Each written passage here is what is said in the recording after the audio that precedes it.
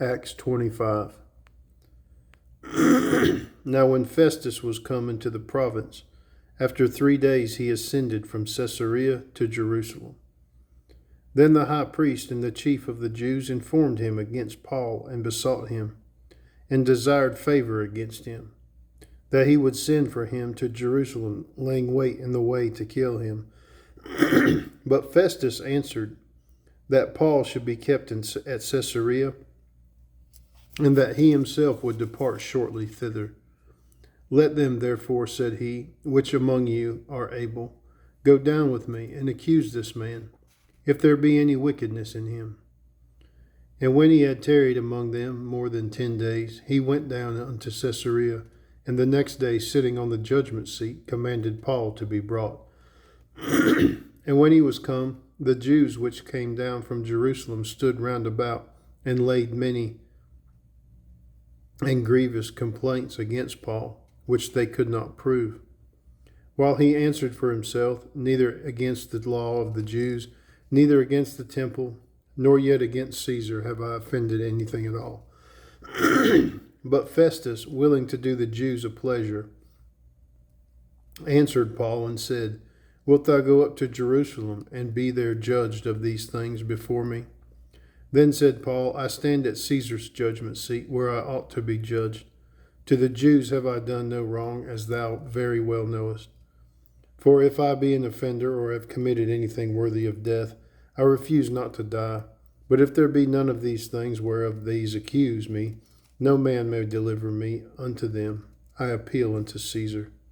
Then Festus, when he had conferred with the council, answered, Hast thou appealed unto Caesar? Unto Caesar shalt thou go. And after certain days, King Agrippa and Bernice came unto Caesarea to salute Festus. And when they had been there many days, Festus declared Paul's cause unto the king, saying, There is a certain man left in bonds by Felix, about whom, when I was at Jerusalem, the chief priests and the elders of the Jews informed me, desiring to have judgment against him. To whom I answered, It is not the manner of the Romans to deliver any man to die, before that he which is accused have the accusers face to face, and have license to answer for himself concerning the crime laid against him. Therefore, when they were come hither, without any delay on the morrow, I sat on the judgment seat, and commanded the man to be brought forth. Against whom, when the accusers stood up, they brought none accusation of such things as I supposed, but had certain questions against him of their own superstition, and of one Jesus which was dead, whom Paul affirmed to be alive. And because I doubted of such manner of questions, I asked him whether he would go to Jerusalem and there be judged of these matters.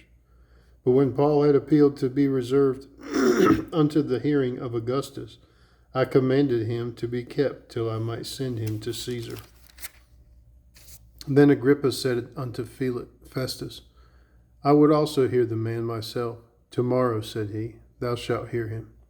And on the morrow, when Agrippa was come, and Bernice with great pomp, and was entered into the place of hearing, with the chief captains and principal men of the city, at Festus's commandment, Paul was brought forth. And Festus said, King Agrippa, and all men which are here present with us, ye see this man, about whom all the multitude of the Jews have dealt with me, both at Jerusalem and also here, crying that he ought not to live any longer. But when I found that he had committed nothing worthy of death, and that he himself hath appealed to Augustus, I have determined to send him, of whom I have no certain thing to write unto my Lord.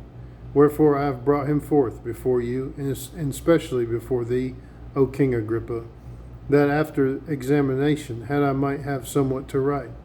For it seemeth to me unreasonable to send a prisoner, and not withal to signify the crimes laid against him.